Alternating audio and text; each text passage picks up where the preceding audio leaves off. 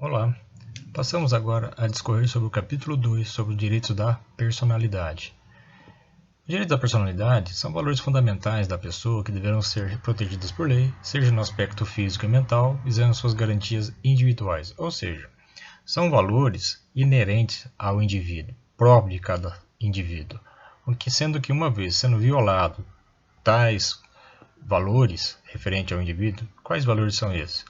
O direito ao nome, o direito à proteção à sua imagem, a questão voltada à proteção ao seu corpo, quer dizer, qualquer ameaça, seja no aspecto físico ou mental, relacionado ao próprio indivíduo, retrata justamente a questão da violação ao seu direito da personalidade. Nesse sentido, criou-se então esse capítulo dentro do Código Civil atual, para justamente retratarmos e discutirmos a respeito sobre essas questões voltadas ao indivíduo, que deve ser devidamente protegido. Caso alguém se sinta lesado ou mesmo prejudicado, poderá pleitear as indenizações cabíveis, seja por danos materiais ou mesmo danos morais. E nesse sentido, essa questão de proteção ao direito da personalidade envolve a própria dignidade da pessoa humana, sendo que essa proteção se dá até em efeitos constitucionais. Mas, dando andamento então a tal capítulo, iniciaremos então o artigo 11, dizendo o seguinte: com exceção dos casos previstos em lei, os direitos da personalidade são intransmissíveis e irrenunciáveis, não podendo seu exercício sofrer limitação voluntária. O que significa isso? Uma vez que você venha a nascer com vida, ou seja, você adquiriu personalidade jurídica, ou civil no caso, você adquiriu os direitos da sua própria personalidade. E esse direito se torna intransmissível, quer dizer, você não transmite a outro, você não passa para o outro indivíduo, é próprio. E é irrenunciável, você não renuncia a essa condição. Então isso permanece com você desde o início do seu nascimento com vida até o seu óbito. E até após ele, caso haja necessidade de utilizar seus preceitos nesse sentido. Então, o artigo 11 dá justamente essa noção, que ele se torna intransmissível e irrenunciável. Você não transmite, você não renuncia a essa condição. Então, é próprio de cada um de nós, é inerente ao sujeito. O artigo 12, ele exprime justamente uma forma de ser indenizado quem sofre de qualquer ameaça sobre o seu direito da personalidade. Então, diz o seguinte, o artigo 12. Pode-se exigir que cesse a ameaça ou a lesão a direito da personalidade e reclamar perdas e danos sem prejuízo de outras sanções previstas em lei. Então vamos tentar interpretar o que foi mencionado justamente nesse artigo. Diz que, em princípio, que qualquer situação de ameaça que o sujeito venha a sofrer, primeira coisa, o que ele pode solicitar? Que cesse qualquer forma de ameaça ou prejuízo que ele tenha referente ao seu direito à personalidade. Então que acabe qualquer situação que viole essa condição. E outra, ele pode pleitear justamente uma questão de perdas e danos, ou seja, ações indenizatórias, seja por danos materiais ou danos morais, sem prejuízo de outras sanções previstas em lei. Ou seja, se o indivíduo é um servidor público, por exemplo, e ele vem a sofrer alguma penalidade, alguma situação contrária ao seu direito à sua personalidade, ele pode pleitear por vias administrativas, se for o caso, ou qualquer outra situação que também pode ser prevista dentro do âmbito jurídico, por exemplo, no âmbito penal, no âmbito trabalhista. Então, todas essas situações, nada impede que a resolução do problema que lhe foi ocasionado que possa ser solucionado em outras áreas jurídicas também. Então, qualquer outra sanção prevista em norma poderá ser o quê? Pleiteado de uma forma indenizatória para isso. Referente ao parágrafo único, diz o seguinte: em se tratando de morto, terá legitimação para requerer a medida prevista nesse artigo o cônjuge sobrevivente, qualquer parente, seja em linha reta ou colateral, até o 4º grau. Bom, percebemos que até quando a pessoa se encontra falecida, ele também terá proteção ao seu direito da personalidade. Imagina o seguinte: o indivíduo falece e de repente começam a denegrir o nome dessa pessoa, a imagem dessa pessoa, e ele não tem como se defender, pois o meio já está falecido. Nesse sentido, então, seja quem tem essa legitimidade para fazer a solicitação de uma forma de proteger o falecido, mesmo estando, né, no meio que não consiga ele próprio resolver tal problema, a lei determinou que o corno sobrevivente, seja o marido ou esposa, ou qualquer parente, seja em linha reta ou colateral, vá até o quarto grau fazer justamente o que? Esta solicitação ou essa legitimação para a proteção do direito da personalidade da pessoa falecida. Então, se a gente seguir no quadro seguinte, ele determina quais são essas pessoas que fazem parte, justamente, seja em linha reta ou colateral, até o quarto grau. Então, vejamos o seguinte: o indivíduo é o falecido. Nesse caso, pela situação aqui prevista da norma, temos os descendentes, os ascendentes e os chamados colaterais. Entre os descendentes, quem são? Os filhos, netos, bisnetos, tataranetos. E os ascendentes, pais, avós, bisavós e tataravós. Em linha colateral, temos irmãos, sobrinhos, tios e primos.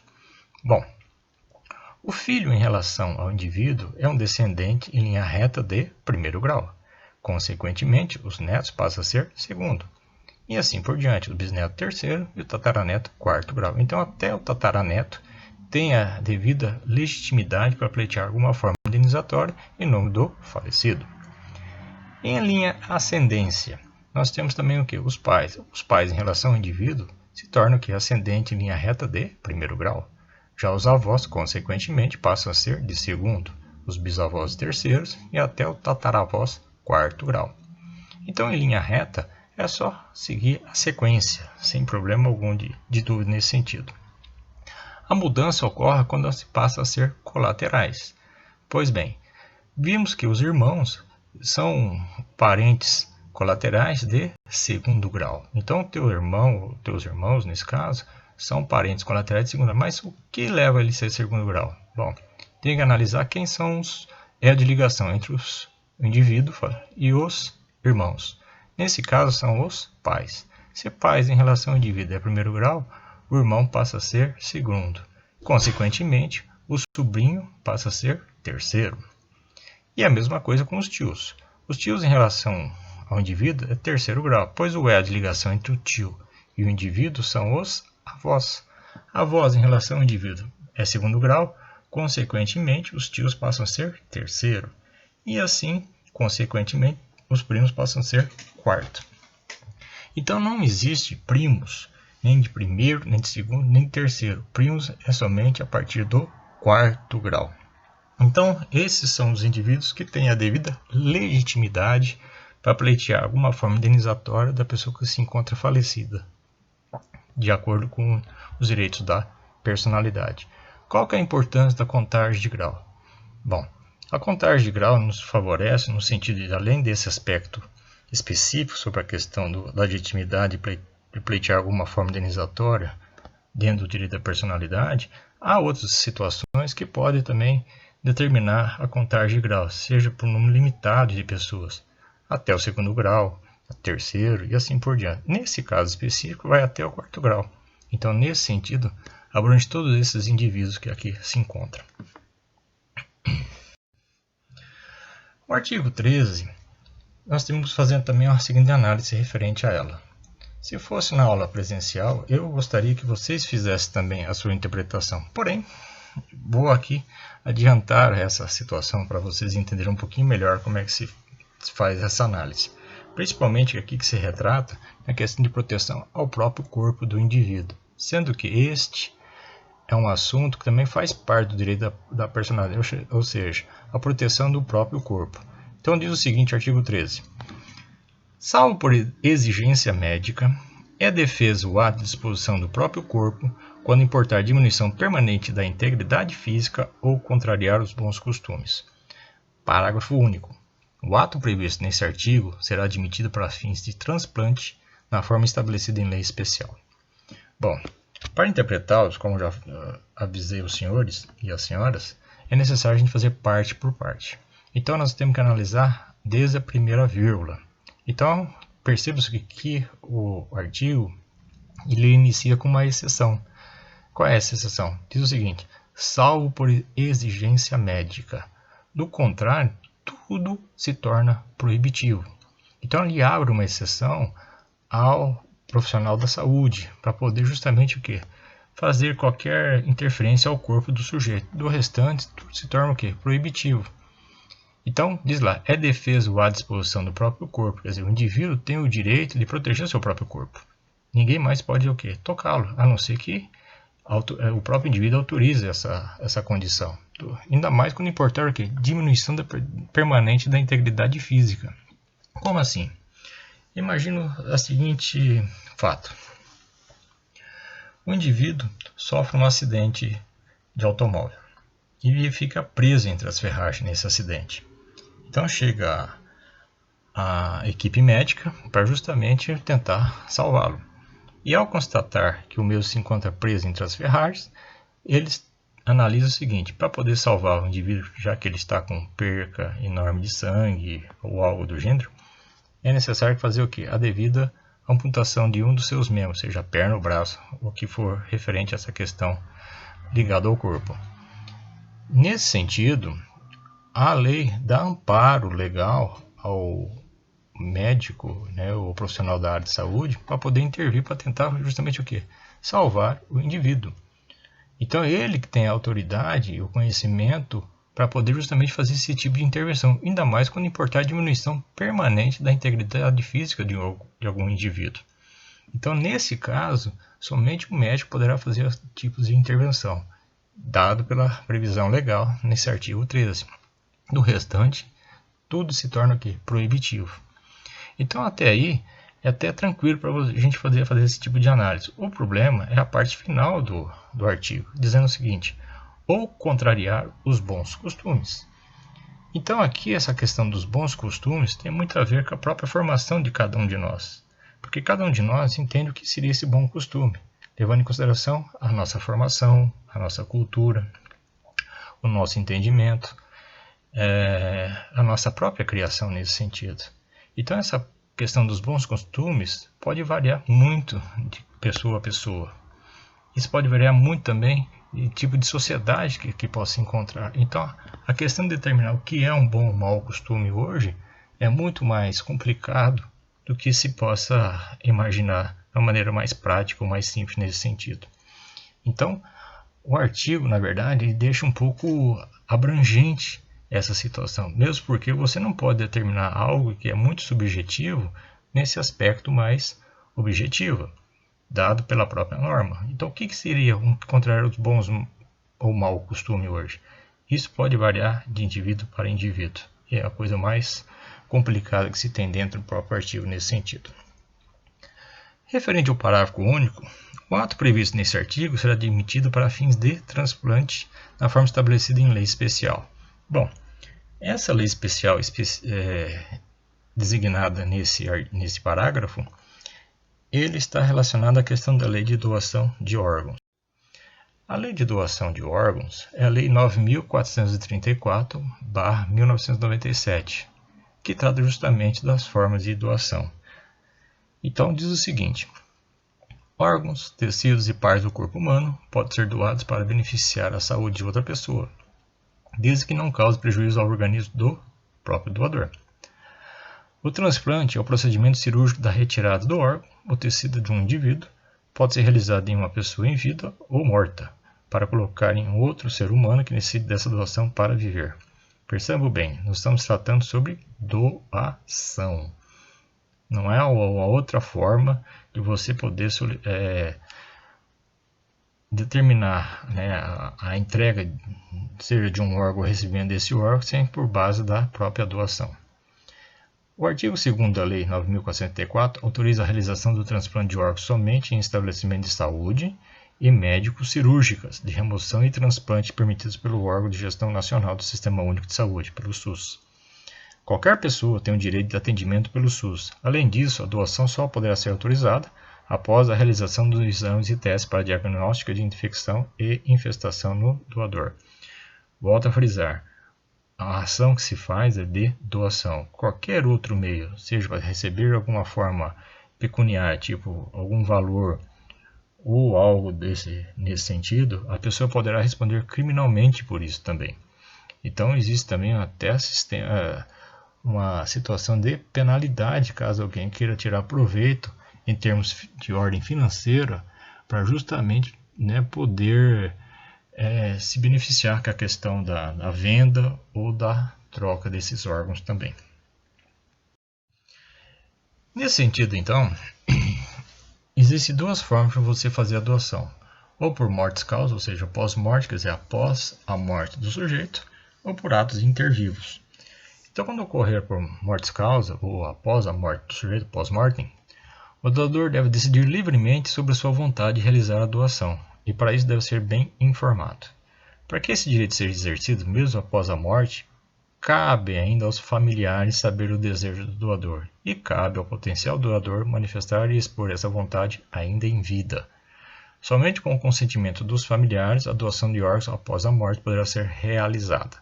Então, mesmo que a pessoa autorize essa condição, somente os familiares poderão conceder essa autorização. Então, é mais prudente que as pessoas registrem justamente a vontade de doar, apesar que esse registro também poderá ser invertido a qualquer momento, caso a pessoa se arrependa de fazer a doação nesse sentido. Porém, cabe então aos próprios familiares para fazer justamente a doação após a morte do indivíduo. E quem pode autorizar a doação? Bom, como falei para vocês, existem alguns aspectos que determinam o número de grau. Então, nesse aqui é uma outra situação. Por exemplo, o cônjuge e os parentes até o segundo grau. Então, a pessoa faleceu. Quem pode ter a legitimidade para a doação do órgão da pessoa falecida? Primeiramente, o cônjuge sobrevivente, no caso, o marido ou a esposa. Ou qualquer parente até o segundo grau. Então, vamos supor, se a gente pegar por linha reta, em ordem descendentes, os filhos e os netos. Então, até netos, há a possibilidade de legitimidade para a doação de órgãos. Em caso de ascendência, os pais e os avós. E, na linha colateral, somente os irmãos. Então, esse é o número limitado de pessoas que têm legitimidade para fazer a doação de órgão de um parente falecido. Os parentes devem ser comunicados. Por que eles devem ser comunicados? Bom, como eu coloquei entre parênteses, para evitar justamente a comercialização. Então, todo e qualquer ato da movimentação do órgão de um sujeito para outro somente por meio de doação. E isso tem que ser comunicado. Então, as pessoas, os parentes, devem ter essa comunicação feita anteriormente ao ato em si. No caso de incapaz, quer dizer, dos menores, quem tem autorização são ambos os pais ou responsáveis legais devem autorizar. Então, quando a pessoa tem os dois pais têm que autorizar. Se ocorrer somente um deles e conceder e o outro não há como haver a doação. A morte cerebral deve ser comprovada por meio de exames feitos por médicos que não são da equipe de transplante. Então, tem que haver justa condição para a doação. Então, não cabe somente a um único indivíduo, não. Tem que ter sempre uma junta grande de conhecedores do assunto para justamente haver a devida doação dos órgãos. Então, esses são alguns procedimentos que se tem dentro da doação da pessoa estando falecida. Por atos intervivos, quer dizer, a pessoa estando viva, diz o seguinte: para doar órgãos e tecidos em vida, é preciso que o doador tenha compatibilidade com o paciente que receberá a doação, boas condições de saúde e tenha parentesco de até 4º grau familiar ou ser casado com a pessoa. Se não existir vínculos, a doação só poderá ser realizada mediante ordem judicial. Então existe também essa situação prevista dentro da norma, que até o parentesco, até o 4º grau familiar, que poderá fazer esse tipo de doação por fins de condições de saúde. Quais são as condições da doação da pessoa estando viva? Primeiramente, não pode haver qualquer condição que afete a saúde física ou mental. Não pode haver mutilação ou deformação. Como exemplo, a pessoa possui as 2 córneas em perfeito estado, de repente. E ele vê a necessidade de algum parente ou alguém que próximo a ele que não tem como enxergar. Aí ele resolve, então eu vou fazer a doação de um único olho, córnea do meu olho nesse sentido. Eu permaneço com o outro, permaneço muito bem. Não pode haver. Por quê? Porque nesse caso vai haver a tal da mutilação ao sujeito. E a lei proíbe. Então ninguém pode sofrer nenhum malefício para tentar justamente apresentar uma melhora para o outro indivíduo. Então a lei proíbe esse tipo de ato. Agora, existem situações que é permitido, por exemplo, órgãos duplos, rim, pulmão, órgãos regeneráveis, o fígado e a pele. Esses órgãos, desde que não traga nenhum malefício ao doador, que a pessoa, por exemplo, quer doar um rim, ele consegue sobreviver com o outro, isso através dos exames que os profissionais da saúde irão fazer, ele pode fazer sem problema nenhum a doação. Caso contrário, não poderá. Grávidas não pode doar órgão, somente medula óssea, caso se isso não afetar o quê? A saúde do próprio feto. Então existem também algumas restrições referentes às grávidas para que façam a doação somente de medula óssea. Mesmo assim, tem que se analisar a saúde do próprio feto nesse sentido. Então esses são alguns casos previstos dentro da lei de doação para justamente fazer as devidas condições de concessões de doação ao próximo. O artigo 14 diz o seguinte: é válida com objetivo científico ou altruístico a disposição gratuita do próprio corpo, no todo ou em parte, para depois da morte. Então, esse ato é para fins de estudos, principalmente nas faculdades da área da saúde, como medicina, farmácia, odonto. Então, quando se mexe muito com os indivíduos que necessitam trabalhar para o estudo do corpo de cada um de nós, a pessoa que queiram fazer esse tipo de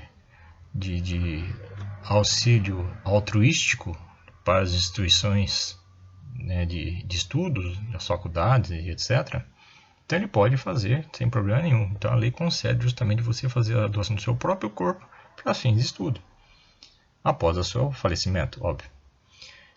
E só que eu determino o seguinte, o parágrafo único: a disposição pode ser livremente revogada a qualquer tempo. Quer dizer, se a pessoa também se arrepende no final, pode também revogar esse ato e não ter nenhuma concessão justamente para esse fim.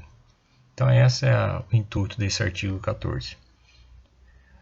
Já o artigo 15 determina o seguinte, também referente à proteção ao corpo: ninguém pode ser constrangido a submeter-se com risco de vida a tratamento médico ou intervenção cirúrgica, tanto que os profissionais da área da saúde, eles solicitam justamente uma autorização do indivíduo, seja aquele que vai se internar ou vai fazer qualquer situação, né, referente a alguma intervenção ao seu corpo, que peçam justamente essa condição de autorização para que possam justamente submeter o sujeito ao tratamento, para não correr nenhum risco referente aos seus atos e nesse sentido.